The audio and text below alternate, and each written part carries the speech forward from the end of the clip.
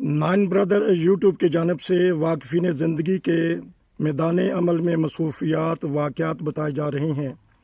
हमारी खुशकिस्मती है कि आज हमारे साथ मुकर्रम व मोहतरम शेख मोहम्मद यूनुस साहिब मौजूद हैं। आज हम उनसे उनकी ज़िंदगी के अहम वाक़यात वो सुनेंगे। और नाज़रीन, ये भी मैं बताता चलूँ कि ये वाक़यात वहाँ रिकॉर्ड किए जा रहे हैं, इस जगह पे। यहाँ हमारे प्यारे इमाम खलीफतुल मसीह राबे रहमतुल्लाह ताला एक दफ़ा तशरीफ़ लाए थे। मैं उसी जगह खड़ा हूँ और उसी जगह से हम आज इंटरव्यू ले रहे हैं। हाँ जी, अस्सलामु अलैकुम रहमतुल्लाह। वालेकुम अस्सलाम वरहमतुल्लाहि वबरकातुहू। शेख साहब, मेरा नाम शेख मोहम्मद यूनुस शाहिद। मैं सांगला हिल ज़िला शेखपुरा के रहने वाला हूँ और मेरे वालिद साहब का नाम शेख मोहम्मद सदीक था और वो आड़त का काम सांगला हिल में करते थे। तो वैसे पैदाइश मेरी जो है वो कोट रहमत ख़ान ज़िला शेखपुरा की है, साथ ही है वो भी। तो मेरे वालिद साहब और इसी तरह मेरे ताया जान जो हैं, उनकी ये दिली ख्वाहिश थी कि मैं मैट्रिक के बाद जामिया जाके अपनी ज़िंदगी को वक्फ़ करके तो मैं जामिया में जाके जामिया पास करके तो मुरब्बी बनूं। तो इस ख्वाहिश के पेश नज़र मैं सांगला हिल ज़िला शेखपुरा में ही मैंने शहर में मैट्रिक पास की। ये 1965 की बात है जब मैंने मैट्रिक वहाँ से पास की। तो वो ज़माना हज़रत मुस्लिम मौद रज़ी अल्लाह ताला अन्हु की वफ़ात का ज़माना था। अक्टूबर 1965 में हज़ूर खलीफातुल मसीह सानी रज़ी अल्लाह ताला अन्हु की वफ़ात हुई। तो मैं यहाँ ये बताना भी बायस बाबरकत समझता हूँ कि मेरे नाना जान शेख मौला बख्श रहमुल्लाह के ज़रिए से हमारे ख़ानदान में अहमदियत का नफूज़ हुआ और उसके बाद मेरे ताया जान शेख सराजुद्दीन साहब और चचा जान और एक हमारे फूफी थे, वो अहमदियत उन्होंने कबूल की।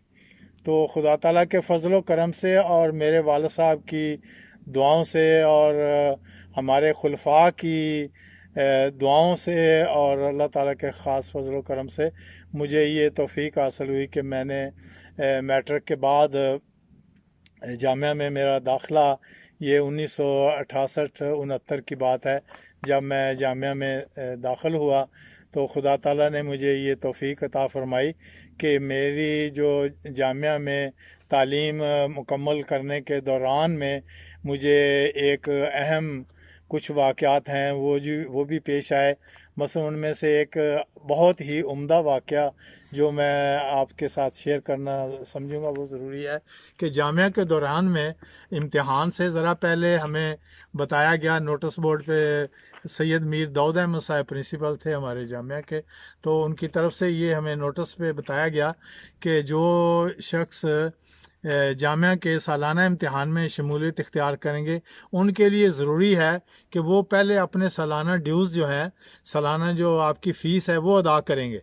तो मेरे पास रमज़ान का महीना था तो मेरे पास कोई पैसा नहीं था और साथ ही ये भी दाऊद मीर साहब ने लिखा कि भाई मेरे से नहीं किसी ने आके मांगने, अपने दोस्तों से आपसे मांगे या जिससे मर्जी मांगे, तो ये अदायगी आपने पहले करनी है। तो मैं इस बात पर बड़ा परेशान था। तो मैंने क्या किया कि वहाँ पे उस वक्त हज़रत खलीफा सालिस रहमुल्लाह का ज़माना था, तो मेरे दिन में ये बात आई कि मस्जिद में जाना ही है, दरस पे जाना है, तो मैं ख़त क्यों ना हज़ूर की खिदमत में लिखूं। तो मैंने हज़रत खलीफतुल मसीह सालिस रहमुल्लाह की खिदमत आलिया में ये ख़त लिखा कि हज़ूर हमारा सालाना इम्तिहान है और वो नोटिस बोर्ड पे लगाया कि हमारी फ़ीस पहले अदा होनी चाहिए और मेरे पास कोई पैसा नहीं है। तो मैंने अपने दोस्तों से पूछ भी लिया है तो कोई भी नहीं दे रहा। तो मैं हजूर की खिदमत में दुआ के लिए अर्ज़ कर रहा हूँ कि अल्लाह ताला पैसों का गैर मामूली तौर पर इंतज़ाम फरमाए। तो वो मैं जब मस्जिद मुबारक में दरस सुनने के लिए गया ज़ोहर की नमाज के बाद, मैंने वो ख़त जो है वो हजूर अब्दुल्लाह ताला बिन अज़ीज़ के डाक में डाल दिया और वहाँ पे दरस सुनते रहे। 2-3 घंटे दरस हुआ। असर की नमाज जब हो चुकी तो उसके बाद जब हम बाहर निकले, नमाज ख़त्म हुई, दरस ख़त्म हुआ, तो बाहर निकली तो अभी बाहर के मस्जिद मुबारक के गेट से बाहर मैं निकल ही रहा था तो मुझे किसी ने पीछे से आवाज़ दी कि शेख साहब ज़रा बात सुने। تو میں نے جب پیچھے مڑ کے دیکھا تو میرے چھوٹے بھائی شیخ محمد ایوب صاحب ان کا نام تھا، تو وہ آئے ہوئے تھے۔ تو انہوں نے مجھے کہا کہ آج دوپہر کو ظہر کی نماز کے بعد ابا جان نے مجھے کہا کہ یہ 100 روپیہ لے لیں اور روا میں جائیں، کیونکہ مربی صاحب کو وہاں پیسوں کی ضرورت ہوگی۔ تو اللہ تعالیٰ نے وہ حضور عید اللہ تعالیٰ خلیفۃ المسیح ثالث رحمہ اللہ کی زبان مبارک سے جو دعا نکلی تھی، اس خلافت کی برکات جو تھیں، اس کے نتیجے میں اللہ تعالیٰ نے وہ فرشتوں کے ذریعے سے ہمارے ابا جان کے دل میں یہ بات ڈالی کہ آج ان کو پیسوں کی ضرورت ہے تو وہ ان کو پیسے دیے جائیں۔ تو بہرحال اللہ تعالیٰ نے اسی جامعہ کے دوران میں ہی ایک دوسرا بڑا اہم واقعہ مجھے یہ پیش آیا کہ پیدل سفر جو جامعہ کے دوران میں 120 میل ہوتا ہے، اس میں یہ قواعد میں لکھا ہوا ہے کہ آپ کسی قسم کا پیسے نہیں وہاں خرچ کر سکتے، اور صرف 1 پاؤ کے قریب ہمارا کھانا ہوتا ہے، اور ہم نے درمیان میں اس کے علاوہ کسی سے مانگنا بھی نہیں ہوتا۔ یہ بھی وہاں شرط ہے کہ اگر ثابت ہو جائے کہ آپ نے پیسے کسی سے مانگے ہیں، کھانا مانگا ہے یا کوئی اور چیز مانگی ہے، تو وہ سفر آپ کا پھر کینسل ہو جاتا ہے۔ تو اس دوران میں اللہ تعالیٰ نے ایک خاص فضل فرمایا کہ میں جب روا سے پنڈی بٹیاں اور سکھے کی ہوتا ہوا مڑ بلوچاں رات کو پہنچا، تو وہاں اس وقت تک میری حالت جو ہے پیدل چل چل کے بہت خراب ہو چکی تھی۔ اگلے دن صبح ہی میں اپنے جہاں پہ رات میں نے بسر کی ان کو بغیر بتائے میں وہاں سے نکل آیا، تو میرا سفر آگے سانگلہ ہل کی طرف تھا، سانگلہ ہل۔ تو سانگلہ ہل پہنچنے سے پہلے ہی راستے میں نے دیکھا کہ سائیکل پر آگے سے کوئی ایک سفید کپڑوں میں ملبوس کوئی شخص ایک طالب علم کے سائیکل پر بیٹھا ہوا آ رہا ہے۔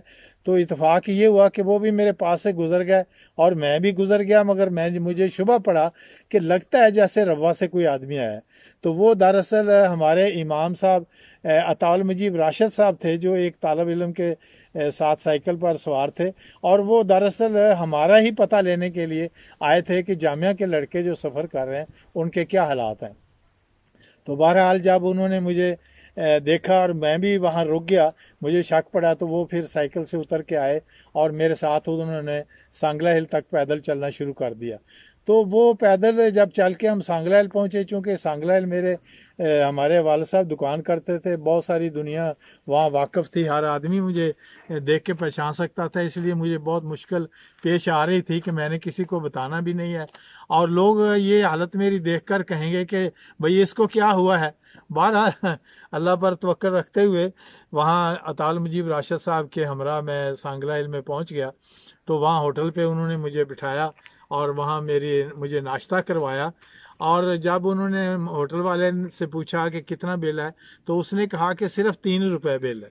تو انہوں نے ان کو ہاتھ میں 5 کا نوٹ دیا، اور انہوں نے 2 روپے جب بقایا واپس کیا، تو عطا المجید راشد صاحب نے وہ 2 روپے جو ہے وہ بقایا بھی میری جیب میں ڈال دیا۔ تو میں نہیں لے رہا تھا، مگر زبردستی انہوں نے دے دیا۔ تو اس پر بھی ایک دراصل یہ بھی اللہ تعالیٰ کے ایک راستے میں مدد تھی، کیونکہ میں نے مانگا نہیں تھا، خدا کی طرف سے ہی آیا تھا۔ تو راستے میں ایک بزرگ مجھے ملے، وہ اس وقت میں شاہ کوٹ سے کھرڑے والے کی طرف روانہ ہو چکا تھا۔ تو راستے میں ایک بزرگ پیدل آ رہے تھے، تو وہ مجھے کہنے لگے، کھڑے ہو گئے میرے پاس، تو کہنے لگے بیٹا آپ میری کچھ مدد کر سکتے ہیں، میں مانا والے جانا ہے، میرے پاس کرایہ نہیں ہے۔ تو مجھے پہلے اس بات کو سن کے غصہ آیا، میں نے کہا آدمی نے مجھے دیکھا بھی ہے کہ میں چل بھی نہیں سکتا، اور میری حالت بھی ایسی ہے کہ میرے پاس پیسے ہونے کا امکان بھی نہیں، لیکن پھر بھی یہ مانگ رہا ہے۔ تو خیر میں نے کہا نہیں، میرے پاس کچھ نہیں، میں نہیں مدد کر سکتا۔ تھوڑی دیر کے بعد مجھے خیال آیا، اوہو یہ تو ہے ہی سارے 2 روپے، تو میں نے ان 2 روپے کو کیا کرنا ہے، تو بابا جی کو میں 2 روپے دے دیتا ہوں، ہو سکتا ہے ان کے کام آ جائے۔ تو میں نے بابا جی کو دوبارہ آواز دی، تو بابا جی واپس آئے، تو میں نے ان کو وہ 2 روپے جو ہے اللہ کی توکل کرتے ہوئے وہ 2 روپے ان کو دے دیے۔ تو وہ جو میرا اس وقت اللہ تعالیٰ پر توکل کرنا تھا، اس کا اللہ تعالیٰ نے اتنی قدر کی نگاہ سے دیکھا اس کو کہ میں جب کھرڑے والے کے قریب پہنچا، تو اللہ تعالیٰ نے ایسا انتظام کیا کہ آگے سے جامعہ احمدیہ کی رابعہ کلاس کے لوگ وہ تبلیغی دورے پر کھرڑیاں والے کی طرف اور لاٹھیاں والے کی طرف آ رہے تھے، تو ان کے دل میں اللہ تعالیٰ نے یہ بات ڈالی کہ بھئی آپ کا یہ ایک دوست ہے جو چھوٹی کلاس کا ہے، وہ پیدل سفر پہ ہے، تو آپ کے پاس جتنے ٹوٹے ہوئے پیسے ہوں گے آپ نے اس کی جیب میں ڈالنے ہیں۔ تو اللہ تعالیٰ نے ان کے دلوں میں یہ بات ڈالی، تو وہ جو 8-10 طالب علم تھے ٹانگوں پر آ رہے تھے، مولانا غلام باری صاحب بھی ساتھ تھے، تو اللہ تعالیٰ نے ایسا انتظام کیا کہ ان میں سے ہر ایک نے مجھے گلے ملے اور میرا حوصلہ بڑھایا، اور ساتھ ہی میری جیب میں جو کچھ بھی ان کے پاس تھا وہ ڈالتے گئے۔ تو ہاں جی، تو وہ جب میں نے جیب میں ہاتھ ڈال کے دیکھا تو وہ جیب میری بالکل فل ہو چکی تھی، اور وہ ساری کرنسی تھی، 1-1 2-2 پیسے، 4-4 5-5 پیسے آنے اسی طرح۔ تو بہرحال آگے جا کے میں جب تھک گیا تو میں نے وہاں بیٹھ کے ایک جگہ پہ گن کے دیکھے تو وہ 20 روپے تھے۔ تو مجھے یہ اس بات کا خیال آیا کہ یہ جو اللہ تعالیٰ کا ایک قانون ہے، اور ہم اکثر پنجابی میں بھی کہتے ہیں کہ دا دنیا 70 آخر، تو میں نے کہا دیکھیں اللہ تعالیٰ نے وہ دا دنیا 70 آخر والا نمونہ مجھے اللہ تعالیٰ نے دکھا دیا۔ ناظرین، ابھی ہم نے ایک انتہائی ایمان فروز 2-3 واقعہ سنے ہیں کہ اللہ تعالیٰ نے کس طرح غیبی مدد کی، اور اللہ تعالیٰ کے فضل سے جامعہ میں داخلہ بھی مل گیا، اور دوسری بھی اللہ تعالیٰ مدد فرماتا رہا۔ یہ تھا پارٹ 1۔ انشاءاللہ مربی صاحب سے مزید ہم ایمان افروز واقعات اور جامعہ کے واقعات اور جو انہوں نے فیلڈ میں گزارا ہے وقت، وہ واقعہ سنیں گے۔ جڑے رہیے 9 برادر کے ساتھ۔ ملتے ہیں پارٹ 2 میں۔ السلام علیکم ورحمۃ اللہ وبرکاتہ۔